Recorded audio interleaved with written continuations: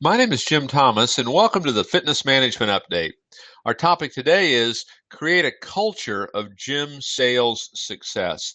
And if you want your gym to flourish, you want it to be successful, you're going to have an awareness of sales, and you're going to have to create a culture of gym sales success. I want to give you some tips today, some things you want to make sure you get in place. If you don't have them, get them in place immediately. Number one, appoint yourself a sales manager. Put this person in charge. Make sure that they're starting to follow this process. Make sure you have established sales goals. I cannot tell you how many places, how many gyms I go into that do not have sales goals. They're not happy. They're not hitting their numbers, but they don't even know what their numbers are. Okay, you have to have established sales goals. How many new sales do you want? How much cash do you need? How much dues do you have to add to your dues base? What's the goal on referrals? I mean, what are these goals? What is the expectation? And make sure you get that written down, and let's go to work. Next, you're going to have to track performance. Without tracking performance, I mean, it's like, driving your car, at night with the lights off. It's going to be pretty much impossible to really get a good outcome on this. You got to track performance. You need to conduct, at minimum, weekly sales meetings. And these weekly sales meetings are part of accountability. They're training. I would even go so far on this, at some level, you want to have some kind of sales training going on every day.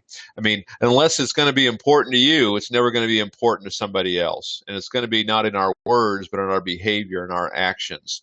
Have special incentives. I mean, yeah, I know everybody has salaries and they have commissions, but have contests for members, have contests for your staff. Get people motivated. Make this fun.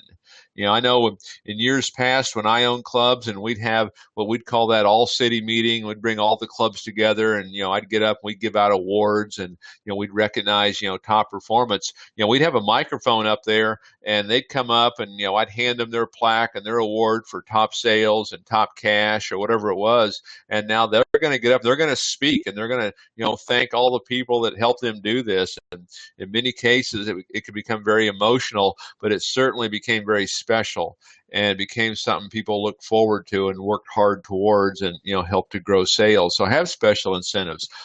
Recognize success. Too often in the sales process, we try to catch people doing something wrong, I think. And get in the habit of catching people doing something right. Recognize success, and let's build on it. In terms of compensation programs, one of the key things on this is you cannot get stuck into this high fixed overhead. You have to keep your fixed overhead low. So if you have a bad month, you're still in good shape as far as a business. And you want the lion's share of compensation in sales, to be based on performance. You're not trying to spoon feed anybody. So make sure your compensation programs are like this.